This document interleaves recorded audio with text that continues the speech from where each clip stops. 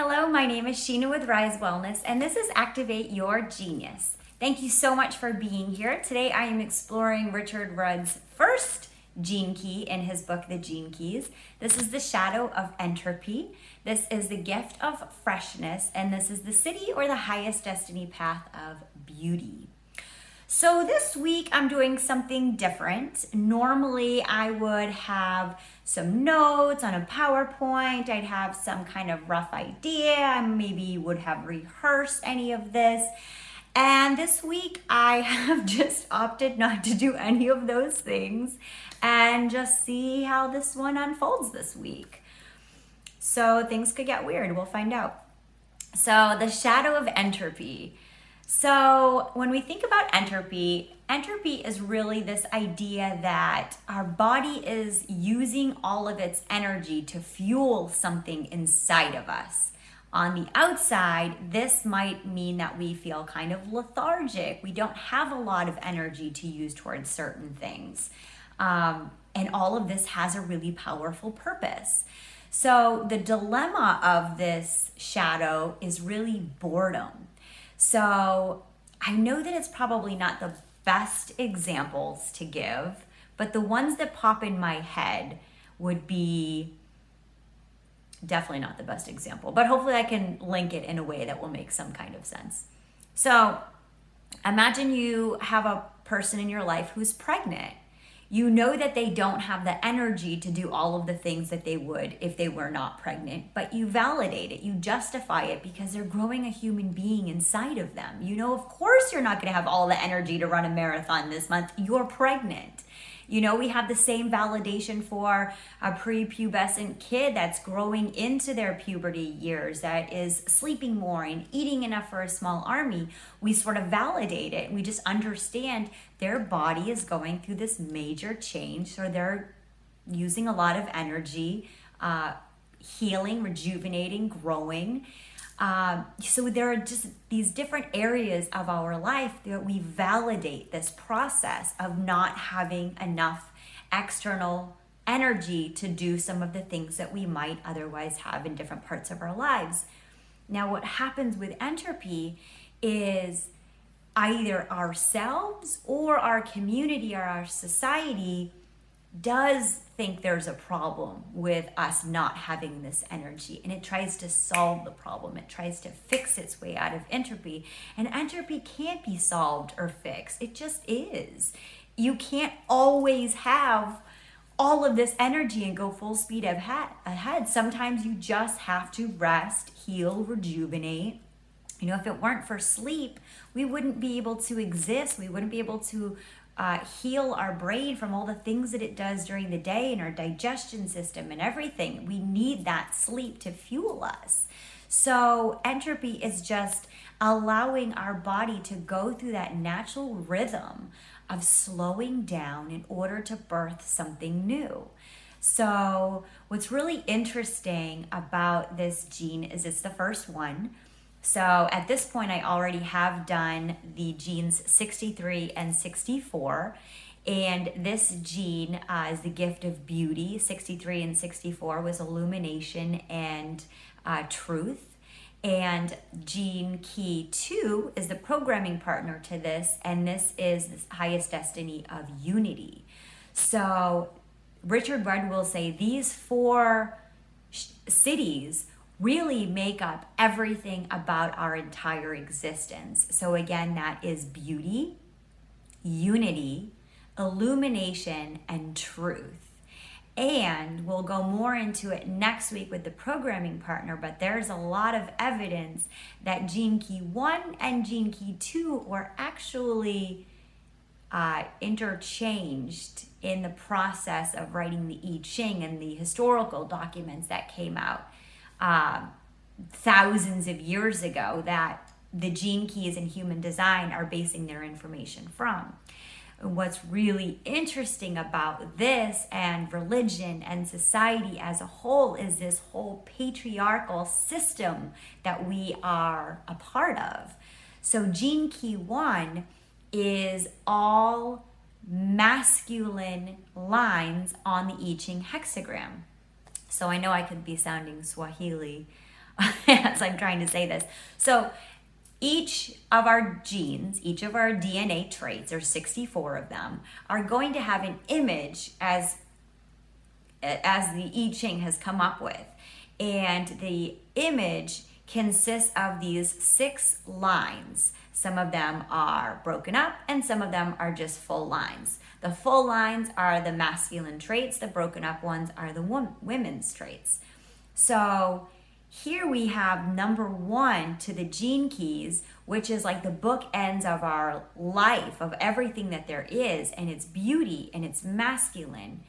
And Richard Rudd would argue that this should have come second to the programming partner gene key number 2. Gene key number 2 is all feminine. And that Siddhi of femininity is unity. So it's really interesting how things have kind of changed throughout our lives, and through those what seemingly might be, makes no sense, what might seem to be little changes, they actually change everything. They make such an impact, because if you've listened to any of my little rhetoric here on the Bible studies or religion, there's a lot of times where we can see, if we look to a depth psychology lens at the Bible, yes, those stories are factual and true in the understanding of the laws of the universe and the cosmos. But if we took a look at those stories and thought that these were actually real life experiences, then we can get really confused. The Bible can be really confusing and hard to understand. At least for me it was, until I had a different lens to look through it for. And it's like, okay, I can understand this as a parable. I can understand this as a metaphor. So it's just really interesting to me how even in this language of the gene keys and the I Ching, we still have this shift that's happened.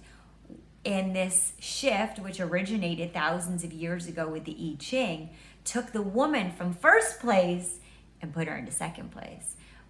But what's also interesting is that power never has to be proven. We're not going to get a better society if women rush to the finish line and say that we are better, we are stronger, we are more fierce, we are more powerful than men. The greatest asset that we can do for one another is remember the unity between all of us, that we are all fractals of the same one, connected to the same source. So there doesn't have to be a first or last place. There doesn't have to be a competition for being a higher status than the other. It just is. It just no sex is better than the other sex. And if we can just acknowledge that and agree to that, then amazing. And if we can't, great. It gives us more to talk about.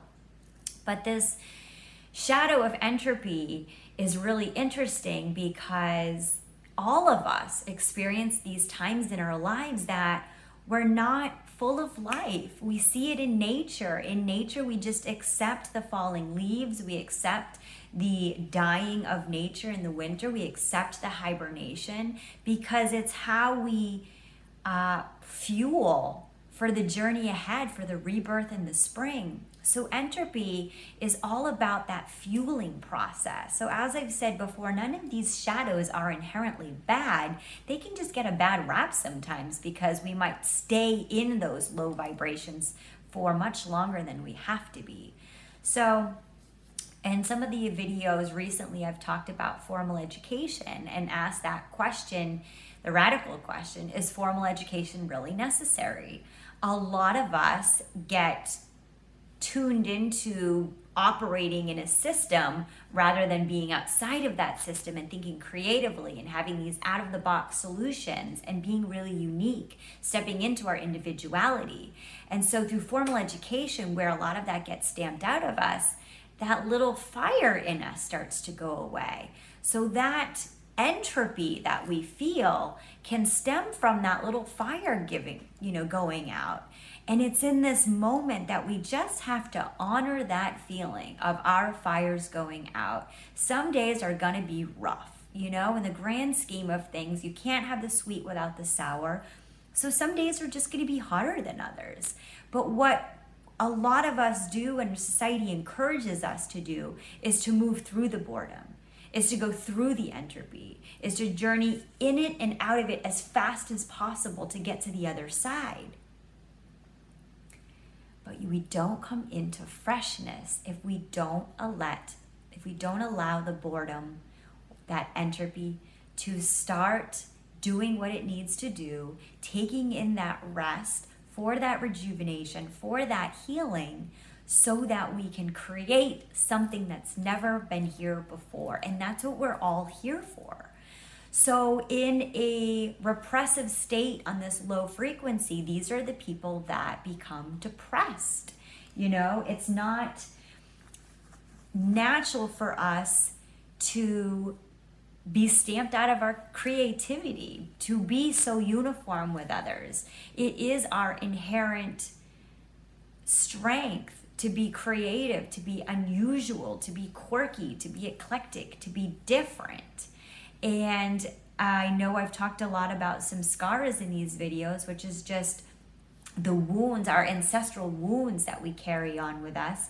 And we've got good reason, or at least we have had good reason without adding consciousness to it, to see in the past looking different from others was not a benefit. It was not an asset. It could get you murdered. It could lead to full genocide of a population for looking or standing out. So we can understand why we were born with that wound. But once we add that consciousness to the wound, and once we move through it, we see it is our divine right to be an individual and leave our stamp on the world. And the more creative, the better.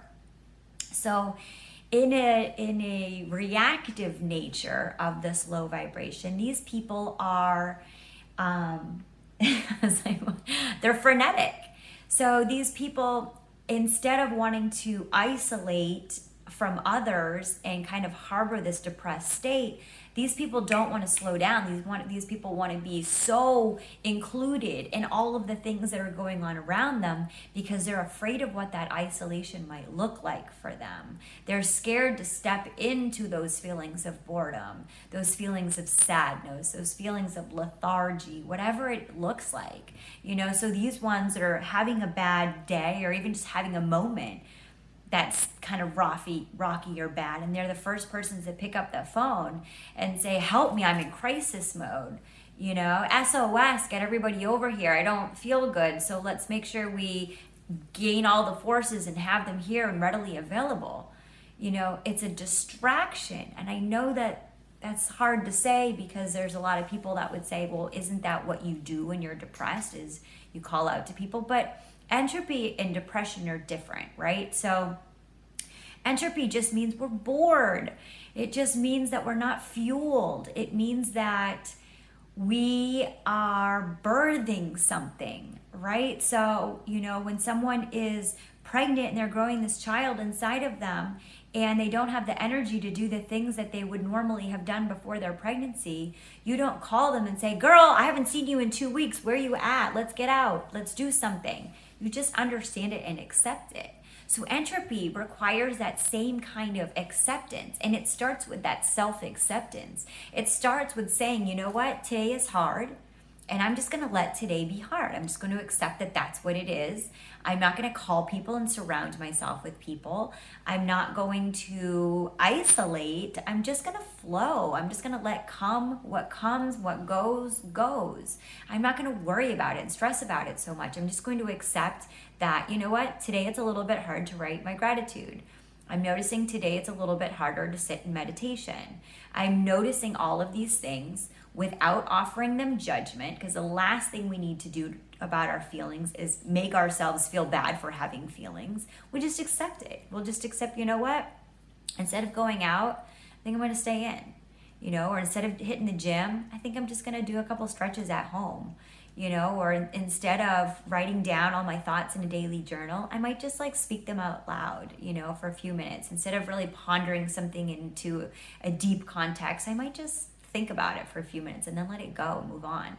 You know, entropy, when you allow it to come, it will leave just as suddenly as it goes. And that's what's so cool about feeling your feelings all the way through, is it's when you try to fix them, it's when you try to solve them, it's when you try to have this remedy, that's what leads you to the depression. That's what leads you to the frenetic energy. It's because you're trying to rush through the feeling. If you just allow the feelings in, just notice them, just honor them, just accept them for what they are. We can't always go 900 miles an hour. We have to slow down. We have to practice the pause. And when we do, that's when we step into the gift of freshness. So the gift of freshness is when we allow that creativity to flow through us and bring something new into the world that wasn't there before. It might be our attitude. It might be a piece of art. It might be a script. It might be a song. It might be a family. It might be a relationship. It might be a business plan. It could be literally anything that you create. It could be a smile. It doesn't have to be radical and shape-shifting to be freshness. This freshness is something that only you can exude, and only you can exude it when you're not sitting there trying to force it. And so this week, it's funny because I'm having this like light bulb moment as I'm sharing this, because this week I just did not feel called to go through my regular process of, listening to it a certain amount of times and writing it down a certain amount of times and looking at it on a screen and typing it and rehearsing it and doing these things that they're always pretty loose, but there's some kind of outline. And this week I just didn't want to do any of it. And I just knew that when I embark on a gene journey, I just want it to flow through me as raw and honestly as possible. That this week, that meant I want my freshness to be whatever comes out on this video. I just wanted to let it be me, fully transparent, to tell you like this might be something I look back on and deeply regret. But in this moment, it just felt like the right thing to do. The way the week has been going, these things just feel like the right thing to do. And so just, exploring my week and the freshness that I've had in this week is, I was having those moments of entropy at the beginning of the week. Whenever I go into my shadow states, it's always like heavy for a few minutes when I'm thinking about, I have all of these amazing ideas. Why aren't I sitting down and creating them? Why aren't I taking more time? I know at the end of the week, I'm going to want to put this video out. Why am I not following my routines that I do and not doing that? And as I would come back and ask myself those questions, I just had to keep saying to myself, because I trust, I surrender to the process, I'm just gonna let it flow. And if one of those nights that I decided to stay up until 1 a.m. and write all this down, then I would honor that process. And that's what happens to me. Sometimes I do get this spark that's like, I gotta put it on pen right now, I gotta write it down, I gotta draw this, I have to talk about this visual that I'm having, I have to share this experience with someone. Sometimes it's all of it, and sometimes it's none of it. And this week, in my contemplation about freshness, I have got to say that I am so fortunate to have ever found the gene keys, to have ever walked this path last year, to be in this position of walking this path in this new way this year. The freshness that it invites into my life is literally transformative, life-changing experience. If this is the first video that you're watching, guess what? It's Gene Key 1. You can feel like you're right at the beginning, and I love that. And the reason I know that this gene picked me this week is because we've had daylight savings time. We're coming into the equinox.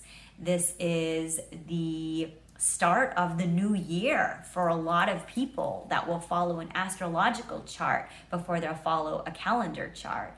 We're coming to the end of Pisces and starting over with Aries. Aries is the first zodiac. So here we are at the end of March, and really we're right at the beginning of the year. So Gene Key 1 just landed on my lap this week of just like, this has to be the one. And so, of course, I had to embark on that. And to take it a step further, today would have been my father's birthday, and he actually passed almost 7 years ago. So this day can flood me with emotion. Sometimes I really want to honor him in a certain way. Sometimes I want to distract myself and be social and not think about it. Some days I want to isolate and all I do is think about it. And this year was just like a cool little flow of all of those. I cried, I laughed, I created. Today I took an old piece of furniture that I found on the side of the road and decided, you know what, I'm going to totally recreate this item today. I could use it for my crystals, so I'm painting it. I took the hardware off, I'm changing the hardware out, and just decided that I'm going to give this old piece of trash that somebody left on the side of the road new life, add this freshness to it, and it's going to be a staple as part of my room to hold something that's really important to me, which are my crystals. So that sort of lethargic feelings that I was having earlier in the week, like, they were meant to happen so that I could come into this now moment right here and share what my week has looked like journeying from entropy to syntropy, which is really the passage here. So freshness for me has had all kinds of amazing opportunities for me. So another way that this has that I've experienced this gene this week is I was invited to hang out at a live artists event. And so I had no idea what this was going to look like. I had never been to one of these experiences before, but a friend was invited, asked me if I wanted to come along, and I said, sure. I am embarking on this freshness journey. I can take all the new experiences that I can get. And lo and behold, it was such a magical evening. It was something so simple, so seemingly simple, that became so magical simply by the vibration that was there and the creative forces working together. This was on St. Patrick's Day. This was outside of a speakeasy, which is also a bar and liquor store, right outside, right in a strip mall, the most seemingly basic of all environments. And one by one, all of these artists started gathering and putting out their artwork, and they started creating together. And then a musician shows up and starts playing music. And then, somebody else starts creating art, and more people gather, and more people come to view and spectate the art. The people that are coming into the bar are stopping to have conversations and learn about the art. The artists are having conversations. What inspired you to do this? What evoked this? What are you trying to capture in this piece of art? What are you calling this one? How much longer till you're finished? How long did this take? It was such an immersive experience to witness this art coming to life through this exchange of energy. And that is freshness. Freshness can't be planned out. It can't be structured. It just has to happen. When you talk about writers that have writer's block, the worst thing that they can do is sit there and try to write. They have to stop writing. That's the only way to go through it. And that's what this journey reminds us, is we all have something really creative and special, but we have to allow it to just emerge.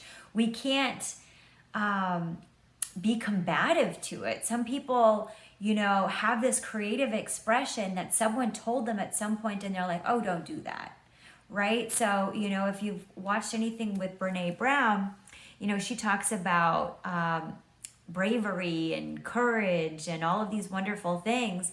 And when she talks about creativity, a lot of the times she'll say that her research has shown that a lot of people were talked out of their creativity, were talked out of their artistic skills, and they formed this idea that they were not artistic or creative, and they stopped doing things that at one point in their life brought them joy and pleasure.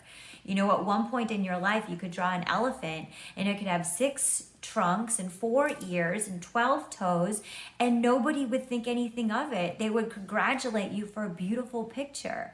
And then one day you're in 5th grade and you want to draw something that exotic, and someone tells you that's not what an elephant looks like. And something in your brain tells you, don't do that again. Don't make that mistake again. and that little spark inside you starts to go out and diminish. So this passage is all about going back into that little burning ember and pulling it out, seeing what environments fan that fire, fuel that fire, you know? I love that quote that's like, you know, when a flower doesn't bloom, you don't change the flower, you change the environment, right? You put it in a different spot, you play music to it, you talk to it, you bring it light, you water it, you know, you nourish it. And that's what we all need. We are all part of nature, so we need the same thing. If you're feeling depressed, ask yourself, am I drinking enough water? Am I fueling my body with real food, or am I full of GMOs? Am I feeling connected to my environment, to nature? Am I watching the sunset? Am I spending time outside? Do I feel the air on my skin? You know, are you giving yourself a fighting chance against depression?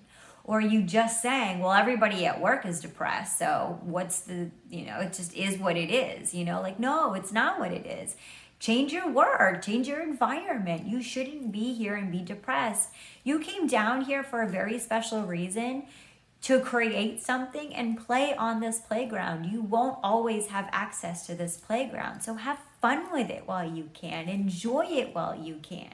And what emerges from that is this freshness. So this immersive artist night ended up being this magical experience of all of these people collectively gathering and creating.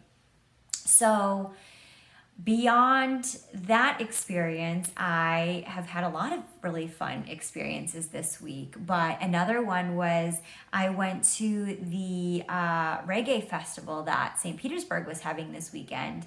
And I've gone to a lot of festivals in my day, but this one was different.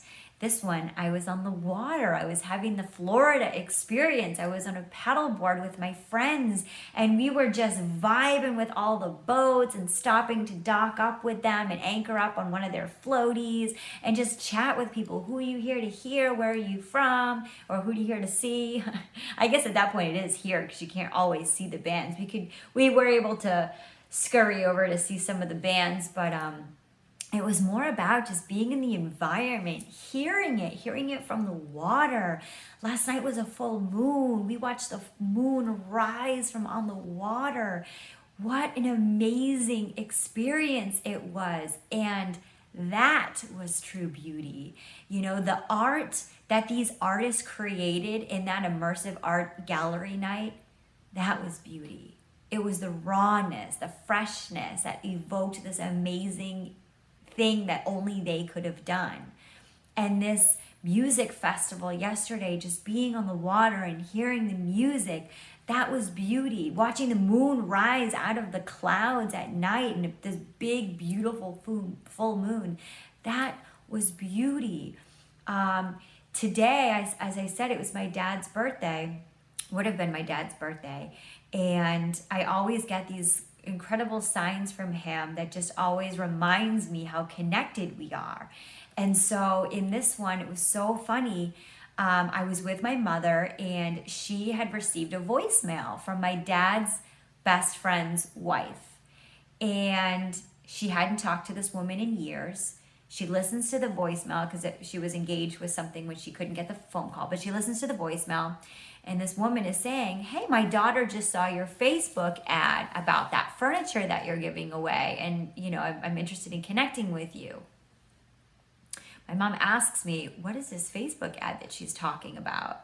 And we end up calling her on speakerphone.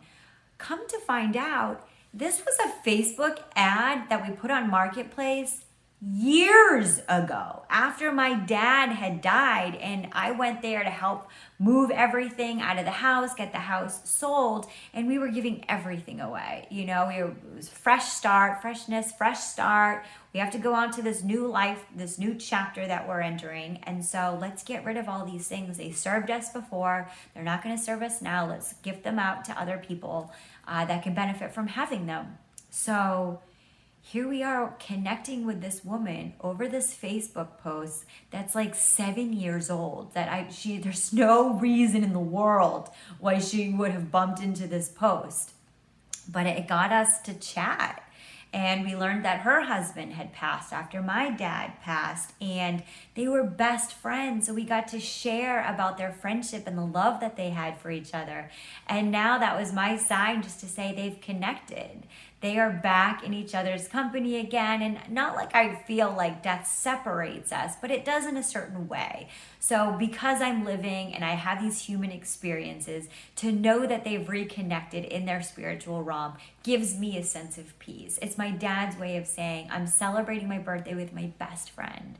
And it's just that little peace of mind that I can move through the rest of my day just feeling like, thanks, Dad. Thanks for letting me know that you're here. You know, I'm celebrating you, and now I know you're celebrating you. And that's amazing. I would even dare to say that's beautiful.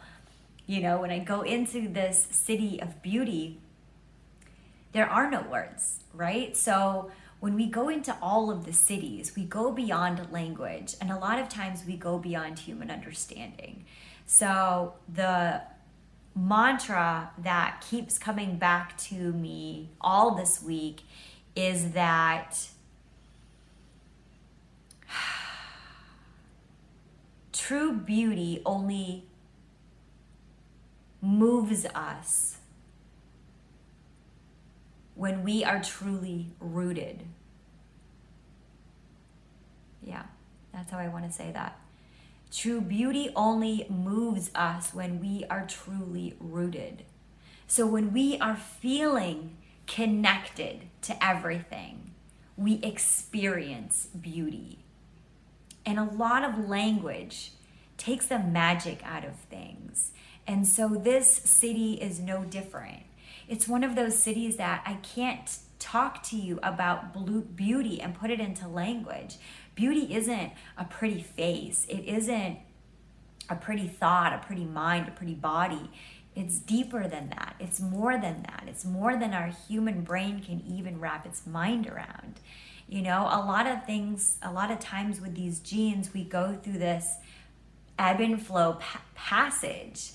And that passage is to break us into our individuality so that we end up coming back in to our source, connecting back into our source, and realizing we aren't individual. We are all the same.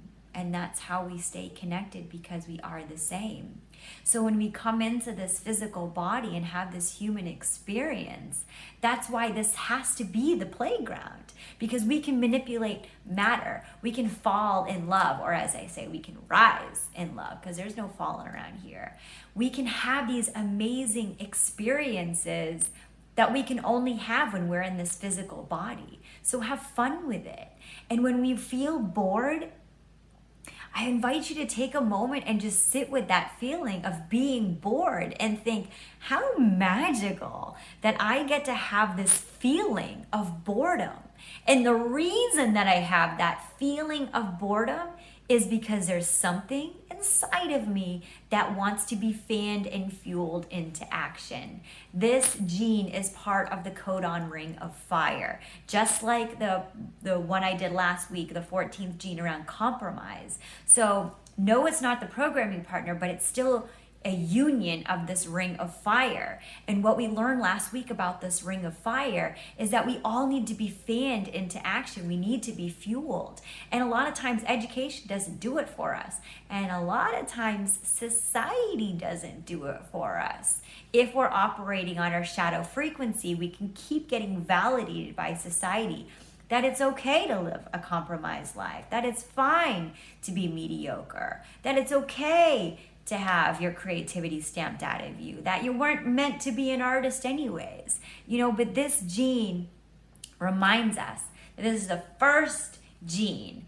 And like I said, the first, the second, the 63rd, and the 64th, they make up the entire human experience. So that means that beauty, unity, illumination, and truth make up the entire human experience. So if you are feeling bored, I invite you this week to feel that feeling all the way through and watch how quickly it transfers into something creative. And maybe it's just listening to a song or belting it out. Maybe it's phoning a friend, but maybe it's not. Maybe it's just sitting in silence, or maybe it's taking a road less traveled. It's taking a road on the way home from work that you don't usually go down. It's saying, you know what, I'm going to choose a different way this time. Maybe it is doing a random act of kindness for someone.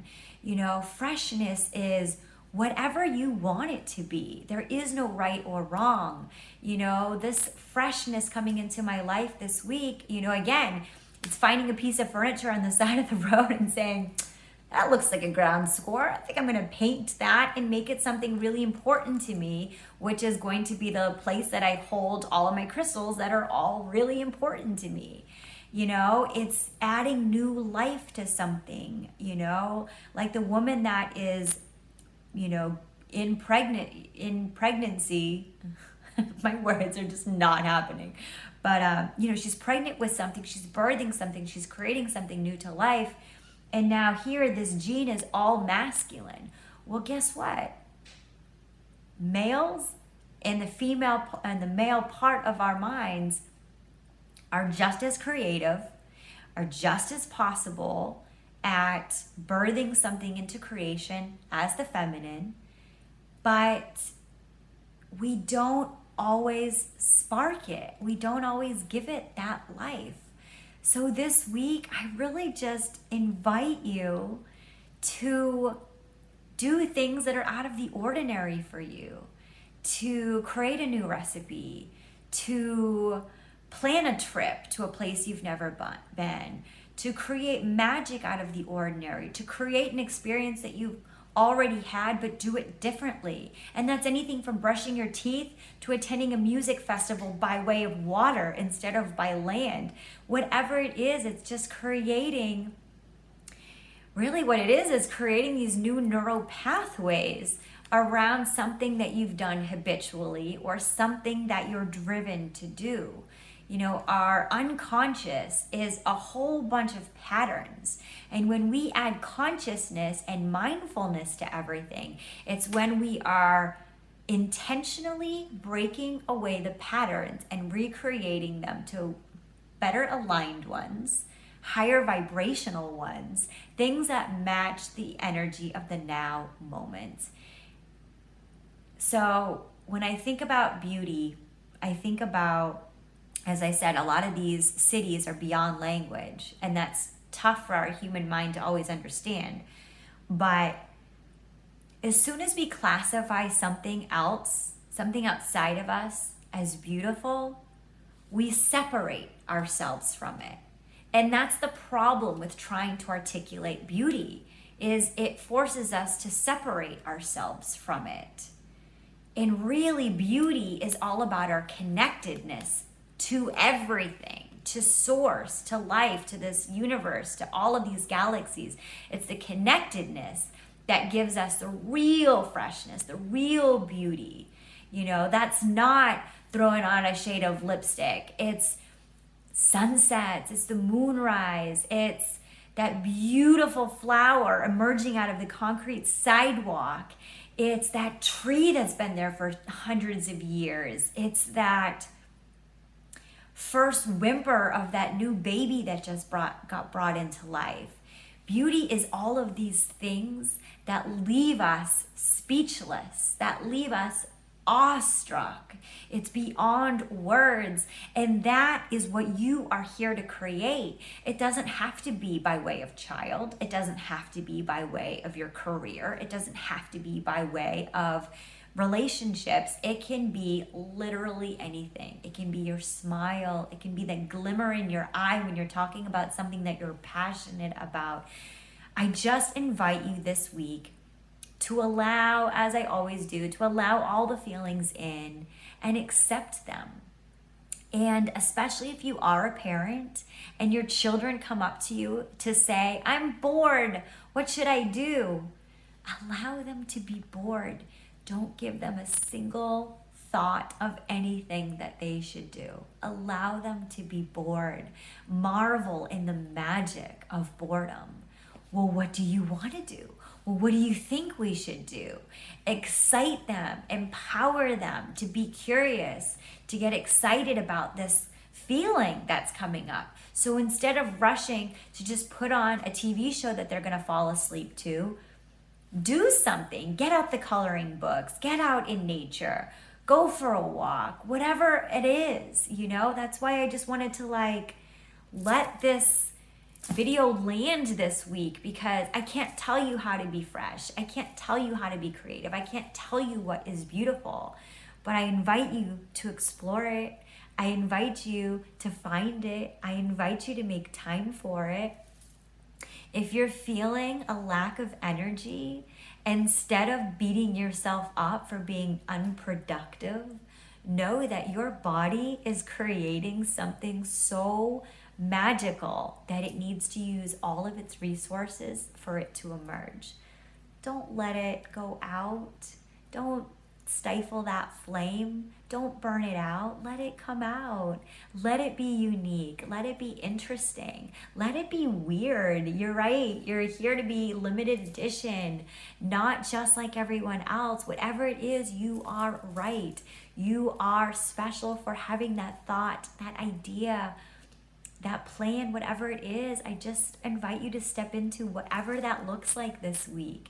I am so grateful for the way that freshness and beauty have come into my life. I can't tell you, I mean, I only gave a couple examples, but I could go on all day about the way that this gene has allowed me to experience freshness. And like I said, if this is your first gene that you are exploring with me, welcome, because this is an awesome one to start with. This is the first page of your Create Your Own Adventure story. And guess what? You are living a create your own adventure story. So have fun with it, explore it, create it, do whatever you want with it. But just don't beat yourself up if you feel a little sleepy, if you cancel plans, if you're not feeling great. Sometimes these emotions, sometimes the best art comes from the melancholy moments. It comes from the depression. So if the depression has to come in for a couple of days, let it. Because depression only stays with you when you stick to it, you adhere to it, you make it a part of your identity, you accept it. If you can accept that life can be depressing, and that's okay, then you will suddenly move out of it as quickly as you moved into it. And I know that people have chemical imbalances, and I know that people have true, real reasons why they are suffering. So I don't want to discredit any of them. They are all so validated and so honorable, but just don't get stuck there. You don't deserve to stuck in a low vibration. You don't deserve to have your identity around a form of your suffering. That is you playing a victim to something, and you don't have to be. You can be free from that, and I invite you to be free. I invite you to be really free this week. So free that there's no activation exercises, there's no questions for contemplation. I just want you to let life happen and be the active participant witnessing all of it unfold for you. There's so much beauty in the unknown. You've got two choices you always do: operate from fear or operate from love. I hope that you choose love this week and all of the weeks thereafter. I love you so much. Thank you for being on this journey for me. For me? No. With me. Thank you for being on this journey with me. If you like this video, give it a thumbs up. I can't imagine that many people will want to like this video this week, but you never know. It's fresh, right? It's real, it's raw, it's unfiltered, it's unscripted, just like me, just like you. I love you. Namaste. Nope.